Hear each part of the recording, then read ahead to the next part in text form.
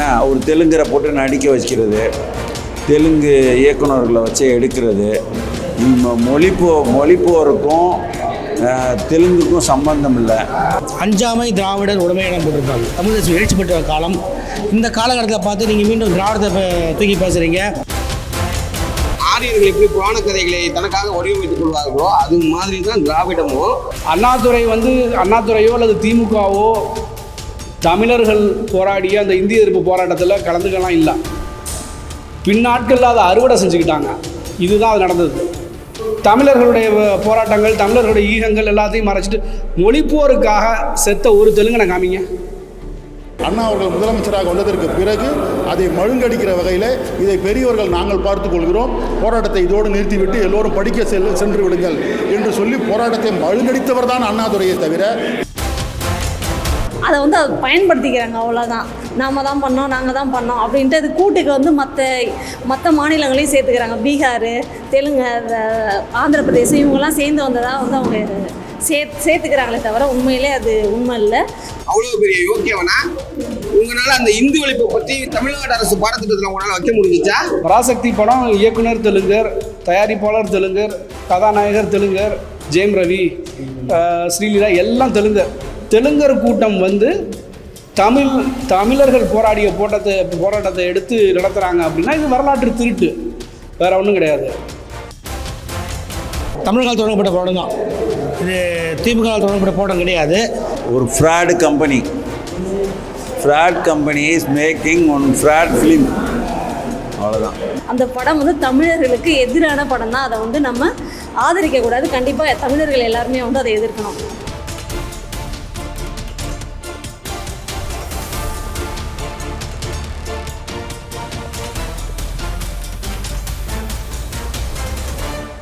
நம்ம பண்ணை இயற்கை அங்காடி. தொடர்புக்கு 87 54 44 92 99. உலகில் எங்கு பிறப்பினும் தமிழ் கற்கலாம், கற்பிக்கலாம். ஔவையார் பாடசாலை.org. ஐயா, இப்போ பார்த்தீங்கன்னா சமீபமாக நடிகர் சிவகார்த்தியன் நடித்த பராசக்தி என்ற படம் வெளிவந்திருக்கு. இந்தி திணிப்பை வச்சு எடுக்கப்பட்டது. திமுக அரசு தான் அந்த போராட்டத்தை எடுத்து நடத்தினான்ற மாதிரியும் அதில் அண்ணாவோட பங்கு தான் முக்கியமானது அப்படின்ற மாதிரியும் காட்சி அமைக்கப்பட்டிருக்கு. இதை பற்றி நீங்கள் என்ன நினைக்கிறீங்க? இந்த இந்திய எதிர்ப்புன்றது ஈழத்து அடிகள் அவரால் துவங்கப்பட்டது. அதுக்கும் அண்ணாதுரைக்கும் சம்பந்தம் கிடையாது. உண்மையிலே இந்திய எதிர்ப்பு அவர்களுக்கு நோக்கமாக இருந்தால் இன்னைக்கு ஒரு தமிங்கில நாடாக தமிழ்நாடவே ஒரு இங்கிலீஷ் நாடாக மாற்றி வச்சுருக்காங்க. அந்த வீட்டு வேலைக்காரி கூட இங்கிலீஷில் தான் பேசணும் அப்படின்னு சொல்லிட்டு ஈவேராவோட எதிர்பார்ப்பு இருந்தது. இன்னைக்கு நடக்கிறது என்னன்னா, முழுக்க ஆங்கிலம் கலந்து ஒரு தமிழில் பேசுகிறாங்க. பிள்ளைகளை தமிழ் வழியில் படிக்க வைக்காமல் ஆங்கில வழியில் படிக்க வைக்கிறது தான் பெருமைன்ற மாதிரி ஒரு நாடை மாற்றி வச்சுருக்காங்க. அப்போ அவங்களுக்கு இந்தி எதிர்ப்புன்றதே இந்தி அதாவது தமிழை வாழ வைக்க அல்ல, அவர்களுக்கு தமிழை பற்றி கவலையே கிடையாது. ஏன்னால் தமிழை பற்றி ரொம்ப கவலைப்பட்டு அந்த போராட்டத்தை நடத்தின மாதிரி சித்தரித்து விட்டுருக்காங்களே தவிர தமிழை பற்றி ரொம்ப கவலைப்பட்டவங்களா இருந்தால் இது எல்லாத்துலேயும் தமிழ் இருக்கணும். தமிழ்நாடுன்னு ஒரு அரசு பேருந்தில் கூட இருக்கக்கூடாதுன்னு நினைக்கிற ஒரு தெலுங்கு அரசியல் ஆதிக்க கூட்டம் நாங்கள் இந்த இந்திய எதிர்ப்புக்காக நாங்கள் போராடுறது நாங்கள் தான் அப்படின்னு பேர் எடுத்துக்கிறதும் அது முழுக்க இந்த இன்னைக்கு தமிழ் இனத்துக்கான அத்தனை சிக்கல்களுக்கும் காரணமாக உள்ளது தெலுங்கு அரசியல் ஆதிக்கம். அந்த தெலுங்கர்களை கொண்டே அந்த ஒரு படத்தை எடுக்கிறதுன்றது என்ன சொல்றது, போகாத ஊருக்கு வழி தேடுற மாதிரி. என்ன ஒரு தெலுங்கரை போட்டு நடிக்க வைக்கிறது, தெலுங்கு இயக்குநர்களை வச்சு எடுக்கிறது, மொழிப்போருக்கும் தெலுங்குக்கும் சம்பந்தம் இல்லை. அதே படத்தில் அங்கே ரீமேக் பண்ணும்போது தெலுங்கு வாழ்கன்னு சொல்லிட்டு அங்கே இங்கே தமிழ் வாழ்க, சரிங்களா, அங்கே தெலுங்கு வாழ்க. மொத்தத்தில் அது ஒரு என்ன சொல்றது, இதுக்கு இந்த வார்த்தை தான் சொன்னாலும் ஒரு fraud company is making one fraud film, அவ்வளோதான். பராசக்தி படத்தை வந்து முதல்ல தமிழர்கள் பார்க்கக்கூடாதுன்னு சொல்லிட்டு நான் இந்த படம் வெளிவரதுக்கு முன்னாடி நான் பேட்டி கொடுத்தேன் பெங்களூர்லேருந்து. பராசக்தின்ற படம் பார்த்தா நீங்கள் அந்த தலைப்பை போட்டிருப்பாங்க, அஞ்சாமை திராவிடர் உடமையிடம் போட்டிருப்பாங்க. அது இப்போ குறிப்பாக தமிழ்நாட்டில் எல்லாமே பார்த்தா தமிழ் தேசியத்தை ஆதரித்து பேசிட்டு இருக்காங்க. தமிழ் தேசியம் எழுச்சி பெற்ற காலம். இந்த காலகட்டத்தில் பார்த்து நீங்கள் மீண்டும் திராவிடத்தை தூக்கி பேசுகிறீங்க. அதே சமயம் இந்த போராட்டம் முழுக்க பார்த்தீங்கன்னா தமிழ்கால் தொடங்கப்பட்ட போராட்டம் தான் இது, திமுக தொடங்கப்பட்ட போராட்டம் கிடையாது. அதனால் இந்த கதையை நடித்தவங்க எல்லாமே எடுத்தவங்க எல்லாமே பார்த்தா தெலுங்கு லாபி தான். இந்த தெலுங்குகள் வந்து முழுக்க அவங்களுடைய தமிழர்கள் போராட்டத்தை நிறுத்து போக செய்கிறாங்க. இன்றைக்கி இளைய தலைமை மத்தியில் வந்துட்டு இந்த போராட்டத்தை தெலுங்கு தான் எடுத்தாங்க அப்படின்ற வகையில் காட்டிகிட்டு இருக்காங்க. குறிப்பாக இப்போ விஜயுடைய அரசியலுக்கு எதிராக வந்து சிவகார்த்திகை வளர்த்து பார்த்துட்டு இருக்காங்க. விஜயுடைய அரசியலுக்கு எதிராக சிவகார்த்திகேயனை வளர்த்து விட்டு அவர் பெரிய ஸ்டார் மாதிரி ஒரு விமத்தை கட்டமைக்கிறாங்க. அதாவது தமிழனுக்கு எதிராக வளர்த்து விடுறாங்க சிவகார்த்திகேயனை, ஒரு தெலுங்கு வளர்த்து விட்டுட்டு இருக்காங்க. இது உண்மையிலேயே வந்து ஒரு தெலுங்கு லாபி பண்ணிட்டு இருக்கிறாங்க, குறிப்பாக திமுக லாபி தான் பண்ணிட்டு இருக்கிறாங்க. இது வந்து தமிழ் வரலாற்று படம் கிடையாது. பராசக்தின்ற படம் கருணாநிதியுடைய திமுக வரலாற்று பேசக்கூடிய படம். அதனால் இந்த படத்துக்கு தமிழ் தேசியவாதிகள் பெரும்பான்மை எல்லாமே எதிர்ப்பு தெரிவிச்சிருக்காங்க. இது வந்து புறக்கணிக்கப்பட வேண்டியது. இன்னொரு விஷயம் என்னன்னாக்கா, ஆந்திராவில் பார்த்தீங்கன்னா இந்த படத்தை அப்படியே டப் பண்ணியிருக்காங்க. இது அங்கே வந்து தெலுங்கர்கள் வந்து இந்த போராட்டத்தை கையில் எடுத்த மாதிரி காட்டிட்டு இருக்காங்க. ஒரு வரலாற்றை மாற்ற முடியாது. ஆனால் திமுகவினர்கள் திராவிடர்கள் எப்பொழுதுமே வந்து வரலாற்றை மாற்றி போய் சொல்கிறது அவங்க வேலையாக இருக்குது. நீ என்ன வேணா செய்ய, என் பேரை போட்டுக்கணும் ஏ ராமசாமி சொல்கிறாங்கல்ல, அந்த மாதிரி தான் பராசக்தி தமிழுக்கு எதிரான படம், புறக்கணிக்க வேண்டியது. முதல்ல நம்ம எந்த ஒரு திரைப்படத்தையுமே பேசுறது இல்ல, இருந்தாலும் இது வந்து ஒரு மொழிப்பற்றான படம்னு வெளியில சொல்றதுனால நம்ம பேசுறோம். உண்மை கதையை தழுவி எடுக்கப்பட்ட கதை, அதனால கேட்கலாம். அதாவது திராவிடம் வந்து எதுவுமே அதுக்கு ஒண்ணுமே கிடையாது. நிலம் கிடையாது, மொழி கிடையாது, பண்பாடு கிடையாது, எல்லாமே திருடி எடுத்துக்கிட்டது தான். ஆரியர்கள் எப்படி புராண கதைகளை தனக்காக வடிவமைத்துக் கொள்வார்களோ அது மாதிரி தான் திராவிடமும். அப்ப வந்து இது வெற்றி பெற்றுச்சு. இந்த மொழி போர் வந்து மக்கள் எடுத்து வெற்றி பெற்றாங்க. அதனால நாங்க தான் இதுக்கு பொறுப்பு, நாங்க தான் இதை பண்ணிட்டோம் அப்படிங்கிற மாதிரி இவங்க அதை அடாப்ட் ஆகிட்டாங்க. அவ்வளவுதான். மற்றபடி திமுகவுக்கு இதுக்கு எந்த சம்மந்தம் இல்ல. சரி, இந்த போராட்டம் நடந்து முடிஞ்சிச்சு, இவங்க வந்தாங்கல்ல, இப்போ வரைக்கும் இந்த இந்திய எதிர்ப்புக்கு என்ன பண்ணிருக்காங்க? கருணாநிதியுடைய பாடத்தை வந்து இன்னைக்கு வந்து நாங்க வந்து பள்ளிக்கூடத்துல படிச்சுக்கிட்டு இருக்காங்க ஒவ்வொரு குழந்தைகளும். அவருடைய வரலாறை படிக்க வேண்டிய சூழ்நிலையா இருக்குது தமிழ்நாடு. அவ்வளவு பெரிய யோக்கியவனா? உங்களால அந்த இந்து ஒழிப்பை பற்றி தமிழ்நாடு அரசு பாடத்திட்டத்தில் உங்களால வைக்க முடிஞ்சிச்சா? அப்ப இதெல்லாம் சும்மா ஆட்சியில இருக்கும்போது தான் இதை பேசுவாங்க. ஆட்சியில் இல்லாத போதெல்லாம் கிடையாது. சமாதி எங்க இருக்குது? இந்திய எதிர்ப்பு போராட்டத்துல இறந்து போனவர்களுடைய சமாதி எங்கேயோ கிடக்கு, தெரியாது. ஆனா கருணாநிதி சமாதியை பாருங்க, ஜெயலலிதா சமாதியை பாருங்க, அண்ணா சமாதியை பாருங்க, அதெல்லாம் எப்படி இருக்குது, இது எப்படி இருக்குது? இவங்களுடைய அந்த இந்திய எதிர்ப்புக்கு செஞ்ச வேலை அதுதான். உண்மையாவே செஞ்சிருந்தா அவங்க நேரம் அதெல்லாம் எப்படி எடுத்து பண்ணிருக்கணும். இவங்க செய்யறது எல்லாமே அப்படித்தான். இந்திய போராட்டம் மட்டும் கிடையாது. நாட்டை வந்து மொழியை மீட்கிறதா இருந்தாலும் சரி, நிலத்தை மீட்கிற எல்லா போராட்டத்திலையும் ஒதுங்கி நிற்பாங்க. அந்த போராட்டம் வெற்றி பெற்ற பிறகு அதுல போய் நாங்க எங்கனாலதான் அப்படிம்பாங்க. அதுக்கப்புறம் சொந்தமா கவிஞர்களை கொண்டு எழுதுறது தானே.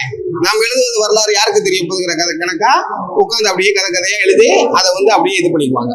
அதோடைய பிரதிபலன் தான் இதுவும். அது சுத்த போய். ஏன்னா இப்போ அதில் நான் அந்த படம் பார்க்கல, ஏன்னா அதை நம்ம பைக்காட் பண்ணுன்றதுக்காகவே அதை நான் வந்து பார்க்கல. ஆனால் அதில் என்னன்னா, பார்த்தவங்க வந்து சொல்லியிருக்காங்க, தமிழ் தேசியம் சார்ந்து பேசுகிறவங்க வந்து பார்த்துட்டு சொல்லியிருக்காங்க. அதில் வந்து எப்படி இருக்குதுன்னா, அது வந்து அதாவது நிறைய மாநிலங்கள் சேர்ந்த எல்லாருமே சேர்ந்து போராடினதா அதில் சொல்லியிருக்காங்க. அது முற்றிலும் தப்பு. முழுக்க தமிழர்கள் தான் வந்து 400 பேருக்கு மேலே வந்து அதில் கொல்லப்பட்டிருக்கிறாங்க. இது முழுக்க நம்ம மொழி சார்ந்த ஒரு, நம்ம மொழிக்கு எதிரான, நமக்கு மொழிக்கு ஆதரவான இந்திய எதிர்ப்புக்காக ஒரு போராட்டம் அது. அதை வந்து இவங்க வந்து தவறாக வந்து அதை வச்சு தான் முன்னாடி வந்தாங்க. அதனால இன்னைக்கு அவங்க ஆட்சிக்கு வந்ததால் அதை வந்து பயன்படுத்திக்கிறாங்க. அவ்வளோதான். நாம தான் பண்ணோம், நாங்கள் தான் பண்ணோம் அப்படின்ட்டு அது கூட்டுக்கு வந்து மற்ற மாநிலங்களையும் சேர்த்துக்கிறாங்க. பீகார், தெலுங்கு, ஆந்திர பிரதேசம் இவங்கெல்லாம் சேர்ந்து வந்ததாக வந்து அவங்க சேர்த்துக்கிறாங்களே தவிர உண்மையிலே அது உண்மை இல்லை. தமிழர்கள் தான் அதை முழுக்க எடுத்தது. அதனால அந்த படம் வந்து தமிழர்களுக்கு எதிரான படம் தான். அதை வந்து நம்ம ஆதரிக்கக்கூடாது. கண்டிப்பாக தமிழர்கள் எல்லாருமே வந்து அதை எதிர்க்கணும். பொதுவாக தமிழ்நாட்டில் பார்த்திங்கன்னா கடந்த 600 ஆண்டுகளாக தெலுங்கர் ஆதிக்கம் தான் இருந்துகிட்டு இருக்கு. அது தமிழ் தேசியம் பேசுகின்ற அனைவருக்கும், தமிழ் தேசியம் பேசாத பொதுமக்களுக்கும் கூட இன்றைக்கு தெரியும் அளவிற்கு வந்துட்டுச்சு. இந்த தெலுங்கர்கள் எப்போவுமே என்ன பண்ணுவாங்க அப்படின்னா, என்ன பண்ணிக்கிட்டு இருக்காங்க அப்படின்னா, தமிழின வரலாற்றை அழிப்பது, தெலுங்கர் வரலாற்றை புகுத்துவது, இதை தான் காலங்காலமாக பண்ணிகிட்டு இருக்காங்க. இப்போ நாயக்கர் மஹால் இருக்குது மதுரையில். ஆனால் தமிழ்நாட்டை சேர்ந்த சேர சோழ பாண்டியர்கள் எவ்வளோ பேர் ஆண்டிருக்கிறாங்க. பேரரசர்களே எந்த இனத்துலையுமே கிடையாது. உண்மையான பேரரசர்கள்னால் தமிழினத்தில் மட்டும்தான் உண்டு. ஆனால் அவங்க கட்டி அரண்மனைகள்லாம் ஏதாவது இருக்கா? இல்லை. அதனால் கடந்த 600 காலத்தில் அவங்க என்னென்ன பண்ணாங்க அப்படின்றது நமக்கே தெரியாது. நாம் பள்ளிக்கூடத்துலேயும் கல்லூரிகள்லையும் படிக்கிறது எல்லாமே போலி வரலாறு தான். அதன் தொடர்ச்சி தான் இந்த சிவகார்த்திகேயன் நடித்த பராசக்தி படம். பராசக்தி படம் இயக்குனர் தெலுங்கர், தயாரிப்பாளர் தெலுங்கர், கதாநாயகர் தெலுங்கர், துணை நடிகர்கள் கூட அப்போ ஜெயம் ரவி, ஸ்ரீலீலா எல்லாம் தெலுங்கர். தெலுங்கர் கூட்டம் வந்து தமிழர்கள் போராடிய போராட்டத்தை எடுத்து நடத்துகிறாங்க அப்படின்னா இது வரலாற்று திருட்டு, வேற ஒன்றும் கிடையாது. அந்த இந்திய எதிர்ப்பு போராட்டம் நடந்த காலங்களில் ராமசாமி நாயக்கர் இருக்கார் பார்த்தீங்களா, அவர் 4 பேர்த்த சுட்டு, அந்த காளி பசங்களை சுட்டு கொல்லுங்கன்னு சொன்னவர் தான் அவர். ஒரு தட்சிண பாரத ஹிந்தி பிரச்சார சபாவுடைய ஒரு பள்ளியை ஈரோட்டில் திறந்தவர் தான் அந்த ராமசாமி நாயக்கர். அவர் ஆங்கிலத்துக்கு ஆதரவாக வீட்டில் வேலைக்காரிகிட்டையும் இப்போ எல்லார்கிட்டையும் ஆங்கிலத்தில் பேசுங்க, தமிழ்ங்கிற சனியனை விட்டொடிங்க, தாய்ப்பால் பைத்தியங்கள் அப்படின்லாம் பேசினவர். அப்படி தான் அவர் வந்தார். அடுத்து அண்ணாதுரை என்ன பண்ணார்? அண்ணாதுரையோ அல்லது திமுகவோ தமிழர்கள் போராடிய அந்த இந்திய எதிர்ப்பு போராட்டத்தில் கலந்துக்கலாம் இல்லை. பின்னாட்களில் அதை அறுவடை செஞ்சுக்கிட்டாங்க. இதுதான் அது நடந்தது. சரிங்களா? இவர்களுக்கு எப்பவுமே வரலாற்று திருட்டு, அடுத்தவன் பிள்ளைக்கு தான் இனிஷியலில் போடுறது, இதுதான் தெலுங்கர்களுக்கு வழக்கமே. முக்கியமாக தெலுங்கு அரசியல்வாதிகளுக்கு நான் சொல்கிறேன், பொதுமக்கள் நான் சொல்லலை. சரிங்களா? அடுத்தவன் பிள்ளைக்கு தான் இனிஷியலில் போடுறது. இவனுங்க பிள்ளை பார்க்க மாட்டானுங்க, இதுதான் அவனுக்கு பண்ணுவானுங்க. அதுதான் அவன் சிவகார்த்திகேயன் சிதம்பரம் தெலுங்கர் தானே அவன், அப்படின்னு சொல்லிட்டு இருக்காங்க. எல்லாம் அவன் தமிழன்னு அவன் நிரூபிக்கல. அப்போ இந்த தெலுங்கர்கள் கூட்டம் தமிழின வரலாற்றை அழிப்பதும், தமிழர்கள் பெருமையை ஒழிப்பதும், இவர்களுடைய பெருமையை புகுத்துறது, இல்லாத பெருமையை புகுத்திக்குவாங்க, இதை தான் பண்ணிட்டு இருக்காங்க. அதனுடைய தொடர்ச்சி தான் இந்த படம். இந்த படம் தமிழ் தேசியர்கள் படுமும்மரமாக இணையதளங்களிலும் முகநூல் பக்கங்களிலும் எழுதுனதும் அந்த படம் படுதோல்வியை தழுவிருக்குங்கிறது தான் அதனுடைய ரிசல்ட்டு. நாம் என்ன ஒன்று புரிஞ்சுக்கணும்னா, இன்றைக்கு தமிழ் தேசியவாதிகளின் ஆதரவு இல்லாமல் எந்த படமுமே தமிழ்நாட்டில் ஓடாதுன்ற நிலைமைக்கு கொண்டு வந்தாச்சு. ரஜினிகாந்த் படமே இன்னைக்கு ஓடாமல் போகுதுன்னா காரணம் அதுதான். அந்த அளவுக்கு தமிழ் தேசியர்கள் முகநூல் பக்கங்கள்லையும் மற்ற இணைய வழியாகவும் பரப்புரை செய்கிறாங்க. தமிழ்நாட்டில் இனி தமிழர்கள் மட்டும்தான் படத்தில் நடிக்க முடியும், தமிழச்சிகள் மட்டும்தான் கதாநாயகிகளாகவும் தமிழர்கள் கதாநாயகனும் நடிக்க முடியும் அப்படிங்கிற நிலைமையை நம்ம கொண்டு வரணும். தெலுங்கு இயக்குனர், தெலுங்கு கதாநாயகர், தெலுங்கு ப்ரொடியூசர்னு இப்படி எல்லாம் தெலுங்கர்களாக வச்சுட்டு தமிழ் படம்ன்றாங்க. ஒரு உண்மையிலே தமிழுக்காக இவனுக்கு எந்த போராட்டமும் பண்ண கிடையாது. அண்ணாதுரை எனக்கும் அந்த போராட்டத்துக்கும் சம்மந்தம் இல்லைன்னு எழுதி கொடுத்தவர் அவர். சரிங்களா? அப்போ அண்ணாதுரை எப்படி கொண்டு வந்து நிறுத்துறாங்க? அவருக்கு பேர் இவனுங்களா வச்சுக்குவானுங்க, தென்னாட்டு பெர்னாட்ஷான்னு. இவனுங்களே இப்போ பேர் கொடுத்துக்குவானுங்க. அந்த தெலுங்கனுக்கு இதே வேலை என்னென்னா, இப்போ அண்ணன் தம்பி மச்சான் அல்லது எவனா கூப்பிட்டு நீ எனக்கு பேர் கொடு, நான் உனக்கு பேர் கொடுக்குறேன், இதுதான் வேலை.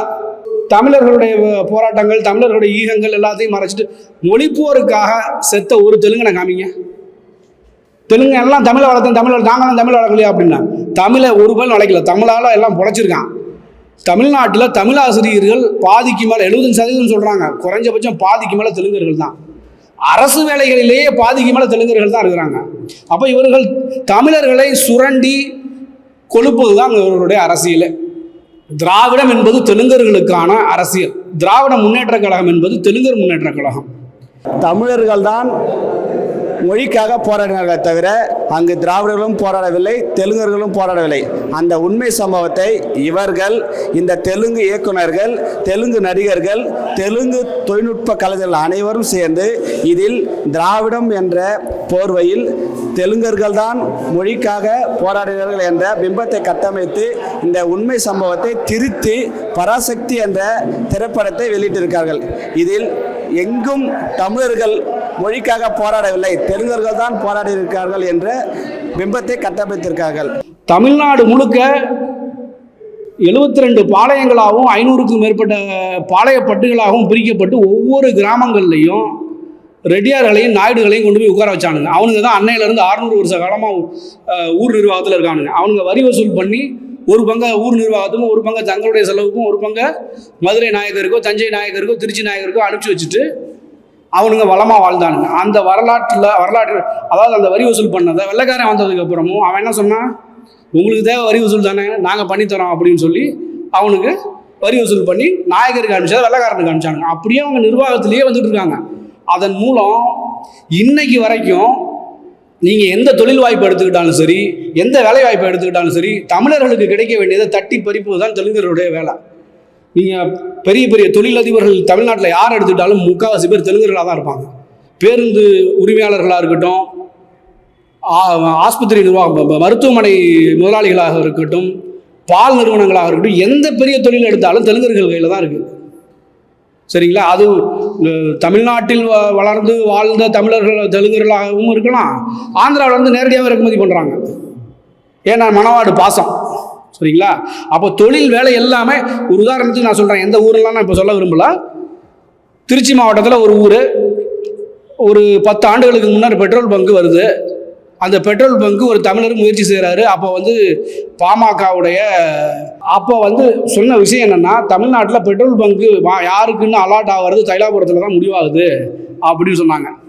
நமக்கு தெரிஞ்ச ஊரில் ஒரு தமிழரும் முயற்சி பண்ணுறாரு, ஒரு தெலுங்கரும் முயற்சி பண்ணுறாரு. யார் வாங்கியிருப்பாங்கன்னு நீங்கள் சொல்லுங்கள். நீங்கள் சொல்கிற 2 பேரும் பணம் படைச்சவங்க தான். யார் வாங்கியிருப்பாங்க சொல்லுங்கள்? தெலுங்கர் தான். திருச்சி, பெரம்பலூர் மாவட்டங்களில் 70% பெட்ரோல் பங்கு தெலுங்கர் வசம் தான் இருக்குது. அன்றைக்கு இருந்த சிவானந்த அடிகளார், கியாபே விஸ்வநாதம் ஐயா அவர்கள் மற்றும் ஐயா இன்னும் பல்வேறு அந்த சோமசுந்தரம் ஐயா அவர்கள், இப்படி பல்வேறு அன்றைக்கு இருந்த தலைவர்கள் அனைவரும் ஈவே ராமசாமியையே பார்த்து தயவுசெய்து இந்த போராட்டத்தை விட்டு நீங்கள் விலகிவிடுங்கள் என்று சொன்னார்கள். அந்த அளவிற்கு அந்த போராட்டத்தை சீர்குலைக்கிற வேலையை ஈவே ராமசாமி செய்தார் 1935 போராட்டங்களிலேயே. அப்படிப்பட்ட அந்த திராவிட இயக்கம் நாங்கள் தான் இந்த போராட்டத்தை முன்னெடுத்தோம் என்று ஒரு வரலாற்று திரிபை செய்வது தமிழர்களை ஏமாற்றுகிற தெலுங்கர்களின் சதி வேலையாகும். 65களில் நடைபெற்ற அடுத்த 2வது இந்திய எதிர்ப்பு போராட்டத்தை கூட அன்றைக்கு இருந்த மாணவர்கள் தான் அதை செய்தார்களே தவிர தமிழ் மாணவர்களால், தமிழர்களால், தமிழ் சான்றோர் பெருமக்களால் நடத்தப்பட்ட போராட்டமே தவிர இதற்கும் திமுகவுக்கும் எந்த தொடர்பும் கிடையாது. இன்னும் சொல்லப்போனால் இந்த போராட்டத்தை அண்ணா அவர்கள் முதலமைச்சராக வந்ததற்கு பிறகு அதை மழுங்கடிக்கிற வகையில் இதை பெரியவர்கள் நாங்கள் பார்த்துக் கொள்கிறோம், போராட்டத்தை இதோடு நிறுத்திவிட்டு எல்லோரும் படிக்க சென்று விடுங்கள் என்று சொல்லி போராட்டத்தை மழுங்கடித்தவர் தான் அண்ணாதுரையை தவிர திமுகவுக்கும் இந்த போராட்டத்துக்கும் கிஞ்சிற்றும் சம்பந்தமே கிடையாது என்பதுதான் வரலாறு. அவங்க நடத்தப்பட்ட கல்விக்கூடங்களில் ஹிந்தியெலாம் புறக்கணிச்சிட்டாங்களா? புறக்கணிக்கல. ஏன் தயாநிதி மாறன் பதவியேற்றப்ப, மத்திய மந்திரி பதவியேற்றப்ப தமிழ்நாட்டில் ஹிந்தி சரளமாக பேசக்கூடிய, எழுதக்கூடிய நபர், ஒரே நபர் தயாநிதி மாறன் அப்படின்னு அனௌன்ஸ் பண்ணாங்க.